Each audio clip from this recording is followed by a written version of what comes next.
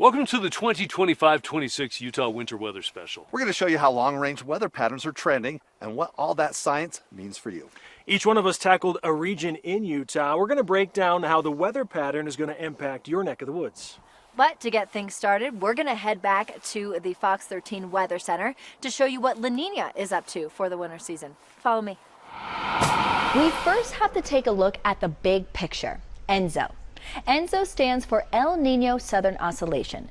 It's a pattern in the Pacific Ocean that flips between two main states, El Niño, warmer ocean, and La Niña, cooler ocean. Think of the tropical Pacific like a big heated swimming pool. If a large area gets warmer or cooler than usual, it changes where that air rises and where it sinks. Those strong trade winds move the jet stream and the storm tracks. So we are currently still in an ENSO neutral phase, meaning sea surface temperatures are right around average, but they are trending cooler. This means we are likely to go into the La Niña phase. Here in the U.S., La Niña means a colder, snowier winter for the northern states, while the southern tier typically sees warmer and drier conditions. But we do have to remember that local does matter. So to get a closer look at what's happening across the northern mountains, I'm going to send it over to Breck. Thanks, Maddie. Well, I'm up here in Logan Canyon, part of the Beaver River Range of northern Utah, where the winter's forecast for snow turns, and we're incorporating both the Wasatch and Uinta Mountains. Of course, with the high importance of ski resorts and the importance of our many mountain reservoirs, I leaned on our state climatologist from the Utah Climate Center to see what their models were indicating for the outlook. The El Nino and La Nina winters can produce both sides of our seasonal anomalies, wet or dry. Climatologist Dr. Meyer mentions this shotgun result, as shown here on this chart, of seeing snowpack from La Nina winters in the past. It can go either way. But looking at the past La Nina events, there are some trends that could be pointed out. We are right on the border of statistical favorability for normal to slightly above normal winters. So with this outlook, the pattern indicates less big events like the wet atmospheric rivers that brought record snow to Utah just a few years back, but more frequent, colder nickel and dime storms to move in. What is the silver lining to that pattern? That really good powder snow is maybe the best thing we could look forward to in this kind of a weather pattern outlook. This would be a great forecasting year for inversions. If we have frequent periodic storms, we're not going to have a lot of those long duration, high impact inversion events. In addition, this is the second year of being under a La Nina influence. But it is something that we've noted in the more rare double dip La Nina events that we have had here.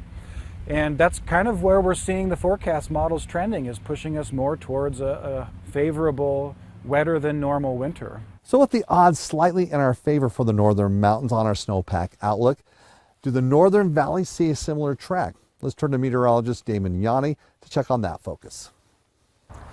Hey, thanks, Breck. Everybody knows that a good snowpack in the mountains is great news, but when it comes to snow in the valleys, not everybody is as excited. I know a lot of you dread driving on a slushy or snowpacked freeway during the commute. However, even with the uncertainty of what could be a weak La Nina, if colder storms do clip northern Utah, there's a better chance the lower elevation precipitation is going to fall as snow. And a cold, snowy weather pattern could contribute to one of the most infamous features of northern Utah winters, the inversion. Temperature inversions occur when cold air is trapped in the valleys by a layer of warmer air above it. That combination of high pressure building after storms, a layer of snow on the valley floor, and a low sun angle during winter can all work together to keep that cold air trapped and lead to strong inversions. The big problem is that particulates from things like smoke and car exhaust get trapped in that stagnant air, and that leads to a decrease in air quality. The longer the inversion lasts, the more chance there is for the pollution to build. And the haze and smog aren't just ugly to look at, it can also impact your health, most notably for people with heart and lung issues, but if it's bad enough, it can impact everybody. A good way to keep track of the air quality is with Fox 13's AirView powered by TELUS. It's a state-of-the-art monitoring system that provides easy-to-read maps showing how bad or hopefully how good the air quality is where you live. That can help you make decisions about how much time to spend outside and even if you want to avoid driving that day. However things play out this winter, the best thing to do is be prepared. Make sure you've got the car serviced and the winter tires on. And in case of the inversion, make sure you cut back on driving and try to get into the habit of not idling the car when you're stopped. That'll go a long way toward helping the air quality. Now let's send it over to Nate to find out what to expect in central and eastern Utah. Thanks, Damon. Yeah, last winter we saw some decent mountain snowstorms for some of the central and eastern mountains, at least along the northern side, but overall ended with below average snowpack. This season, or this year, the forecast isn't all that promising for a better winter season. Right now, the region is starting the season off significantly drier than last year. Much of central and eastern Utah remains in severe to extreme drought. Not exactly a strong foundation heading into winter. How does the forecast look then for our central mountain ranges? During La Niña, the jet stream tends to ride high across the Pacific Northwest and dip into northern Utah. That brings storm after storm to the north, but leaves the central and southern mountains on the edge of the action. If those storm tracks dip far enough south, the Wasatch Plateau or the Book Cliffs can cash in, but if not, like we saw last winter, snowfall drops off fast. Here's what an average winter looks like for snow water equivalent. Water basins like the Northeast Uintas get around 11.8 inches. Duchesne peaks at 14 inches, and Dirty Devil also 11.8 inches of SWE. This year, most of those spots could end up below those averages, especially across areas like the Book Cliffs and the La Salle Mountains, where La Niña winters tend to run drier than normal. Bottom line, unless the jet stream starts dipping a little further south across central and eastern mountain areas, we could be looking at a leaner snowpack again this winter. Fingers crossed that a few big storms will move through and help even out the score. For a check-in on southern Utah, we'll throw it over to Maddie to find out what we can expect there. Thanks, Nate.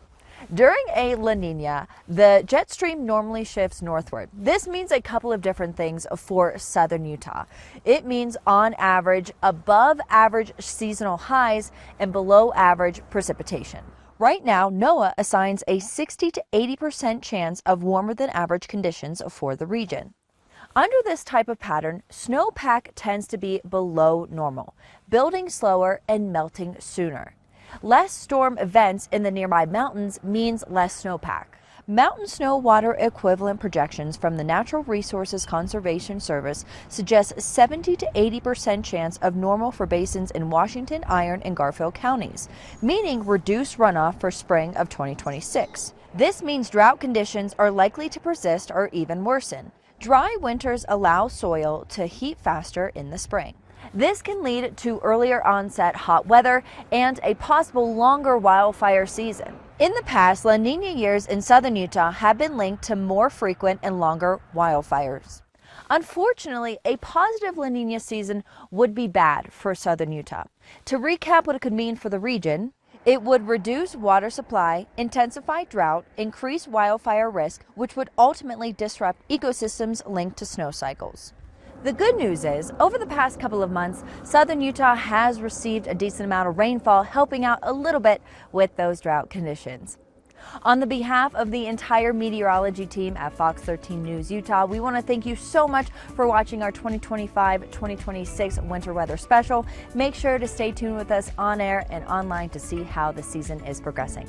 Catch.